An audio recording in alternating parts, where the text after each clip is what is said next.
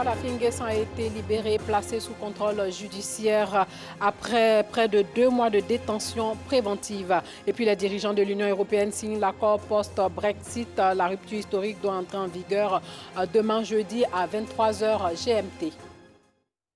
Bonsoir et bienvenue dans le journal.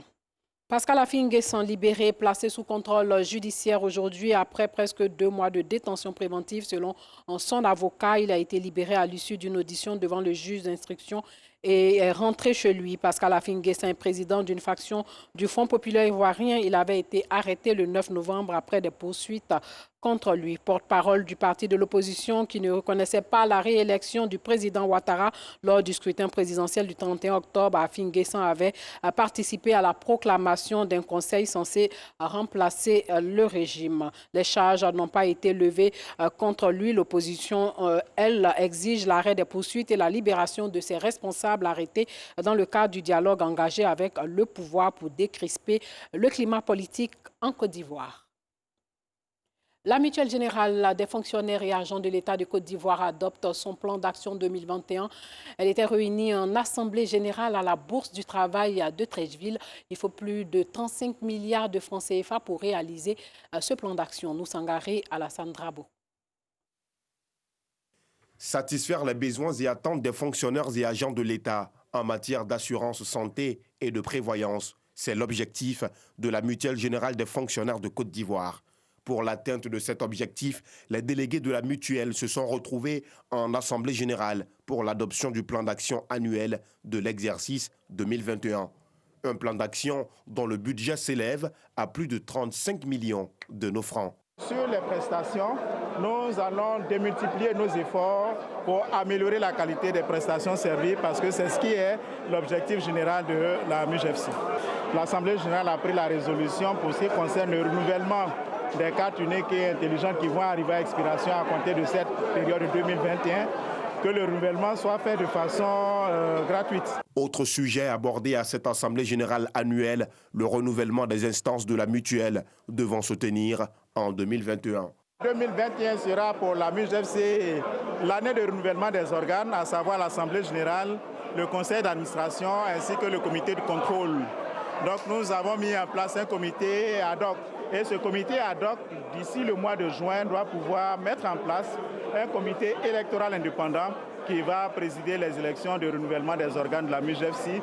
Donc nous pensons que le jeu démocratique doit pleinement se jouer. Cette assemblée de la Mutuelle générale des fonctionnaires et agents de l'État a servi de cadre au président du conseil d'administration de faire le bilan des actions menées pour l'amélioration des conditions de vie des mutualistes.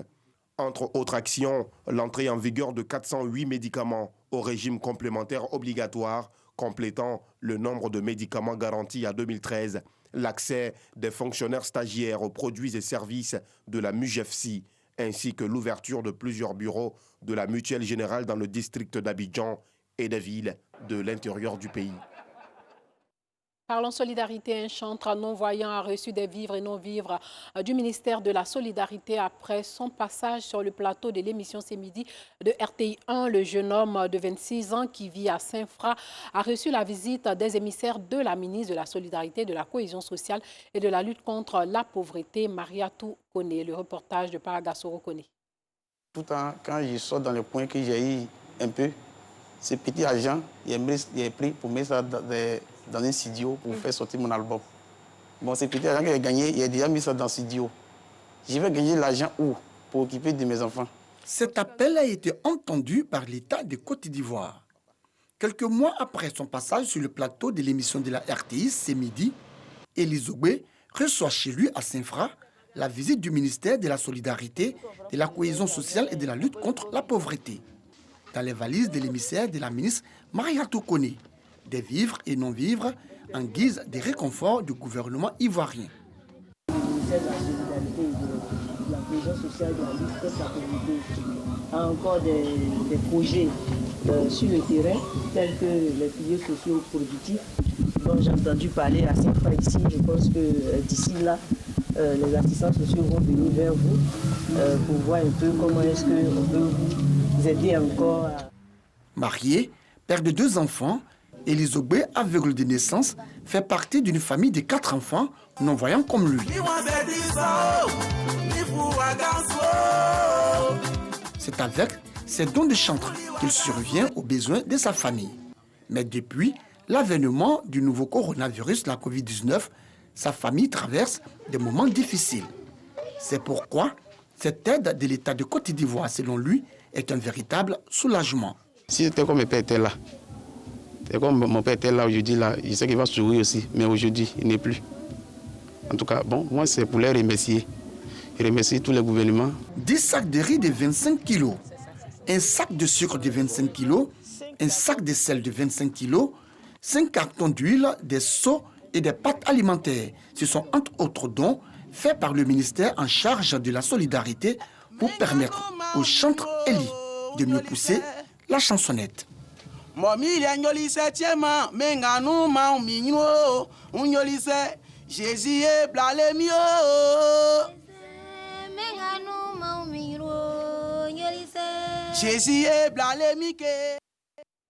Le gouvernement multiplie donc les actions de solidarité à l'endroit des couches vulnérables pour leur permettre de passer de bonnes fêtes de fin d'année. Le ministre gouverneur du district autonome d'Abidjan était dans la commune d'Abobo et a offert au nom du président Ouattara des vivres aux couches vulnérables. Nous Sangaré, Antoine Bassa. Moment de réjouissance et de convivialité, le nouvel an est aussi un moment de partage. Dans la commune d'Abobo, les couches défavorisées n'ont pas été oubliées en cette période de fête. Elles ont reçu d'importants dons en vivres. Des vivres composés de 320 sacs de riz, 67 cartons de tomates pâtes, 1600 poulets et 120 cartons d'huile. Cette action de solidarité, initiée par le ministre-gouverneur du district autonome d'Abidjan, vise à soulager les familles vulnérables en vue de leur permettre de passer de bonnes fêtes de fin d'année. Et nous sommes venus, au nom du président de la République, envoyé par le ministre-gouverneur du district autonome d'Abidjan, remettre aux autorités administratives et politiques d'Abobo du riz, de l'huile, des pâtes de tomates, pour qu'à leur tour, ils puissent les distribuer aux populations les plus vulnérables donc de la commune d'Abobo. Guides religieux, chefs traditionnels et leaders communautaires n'ont pas manqué de traduire leur reconnaissance aux donateurs. Pour l'adjoint au maire Brahima Ouattara, cette action de partage est la continuité de la politique de solidarité prônée par le premier magistrat de la commune, Ahmed Bakayoko. Au niveau de la commune, nous avons un élément essentiel, le partage et la solidarité. Chez nous, j'ai toujours dit que le partage, ce n'est plus un mot, mais c'est un mot de vie. Parce que nous ne sommes pas riches, nous savons être solidaires et unis. Donc je voudrais dire encore merci aux donateurs. Abobo aux couleurs de fête de fin d'année depuis quelques jours. Précédemment, la commune avait abrité le lancement d'Abidjan Ville Lumière initié par le district autonome d'Abidjan. Le reportage de Nous Sangaré était commenté par Clément Boto.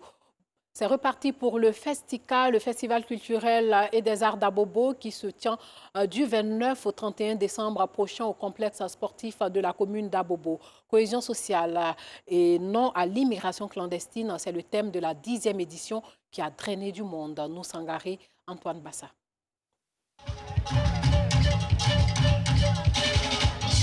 Le complexe sportif d'Abobo aux couleurs de la 10e édition du Festival culturel et des arts d'Abobo, Festica.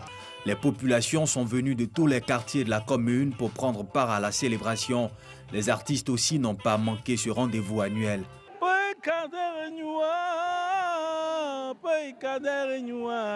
Mama Maria, Mama Maria.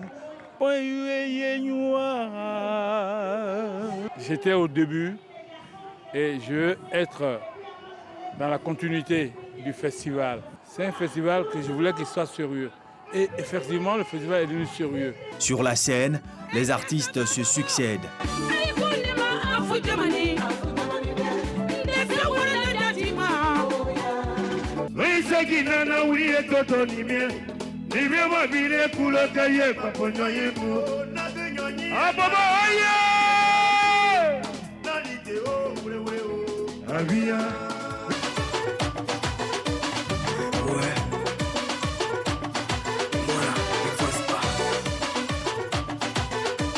Des spectacles riches en chorégraphie et sonorités musicales.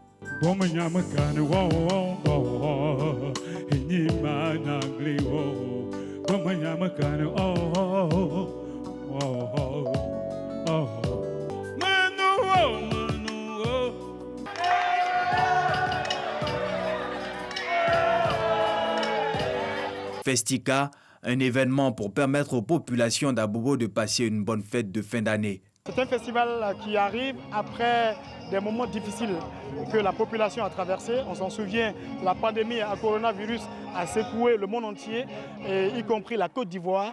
Donc il était question pour nous de permettre à notre population de terminer l'année en beauté en ayant beaucoup d'espoir dans la nouvelle année.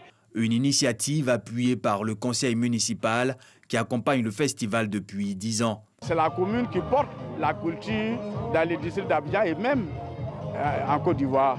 La plupart des artistes, de tous les arts confondus, prennent leur appui, leur envol à Abobo. Et beaucoup d'artistes dans le pays sont originaires de la commune d'Abobo. Donc le Festika est venu pour faire la promotion de la culture, la promotion de la commune même et apporter la joie, apporter l'amour, apporter la cohésion sociale dans la commune. Démarré le 29 décembre, le festival prendra fin ce jeudi 31 décembre. Cohésion sociale et non à l'immigration clandestine, c'est le thème choisi pour les 10 ans de célébration du festival.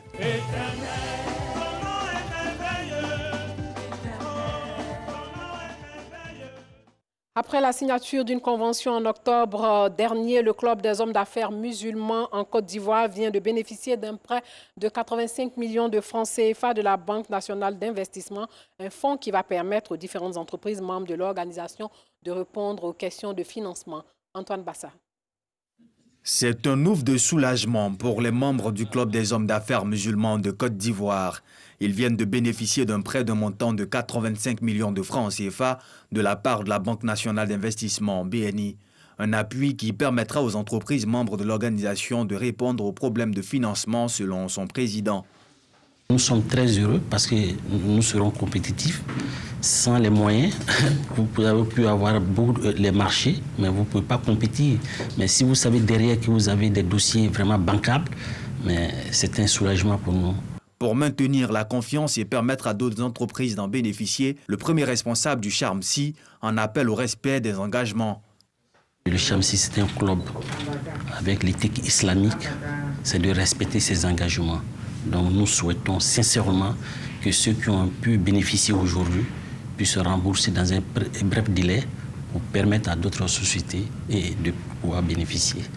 Apporter son soutien aux entreprises afin d'en faire des champions nationaux, tel est l'objectif de l'institution bancaire. Nous savons que le Charmsi regorge de beaucoup d'entrepreneurs de qualité et donc c'est un partenaire tout à fait naturel avec lequel il convenait de travailler pour faire en sorte de mettre en place une plateforme qui permettrait de faciliter la mise en place de prêts pour les adhérents et faire en sorte que nous puissions développer, nous, en tant que BNI, en tant que banque citoyenne, développer les entrepreneurs locaux. Le Club des hommes d'affaires musulmans de Côte d'Ivoire a signé ce partenariat avec la Banque nationale d'investissement le mardi 22 octobre 2019. Pour finir, sachez que les dirigeants de l'Union européenne ont signé l'accord post-Brexit aujourd'hui. C'est la présidente de la Commission européenne, Ursula von der Leyen, et son homologue du Conseil, Charles Michel, qui ont paraphé ce matin l'accord commercial post-Brexit conclu avec Londres pour encadrer la rupture historique qui doit entrer en vigueur demain jeudi à 23h GMT. Les dirigeants de l'UE ont signé aujourd'hui l'accord post-Brexit conclu avec Londres pour encadrer la rupture historique. La présidente de la Commission européenne et son homologue du Conseil ont paraphé ces documents qui devaient être ensuite acheminés à Londres. Le texte de 1246 pages conclu la veille de Noël pour éviter le chaos d'un no deal doit également être signé dans la journée par Boris Johnson et examiné par le Parlement britannique où son adoption ne fait guère de doute vu la majorité dont dispose le gouvernement du Premier ministre conservateur à la Chambre des communes. Après le feu vert des 27 en début de semaine, cette étape permettra à l'accord d'entrer en vigueur jeudi à 23h à Londres. Une application toutefois provisoire en attendant le vote des eurodéputés dont l'approbation est nécessaire à la ratification qui n'interviendra qu'au premier trimestre 2021. Après 47 ans d'intégration européenne et 4 ans et demi de déchirement suivant le référendum du Brexit, le Royaume-Uni sorti formellement de l'UE le 31 janvier dernier va cesser d'appliquer les règles européennes. Il quittera le marché unique européen, l'union douanière et le programme d'échange d'étudiants Erasmus. C'est la fin de ce journal. Merci de l'avoir suivi.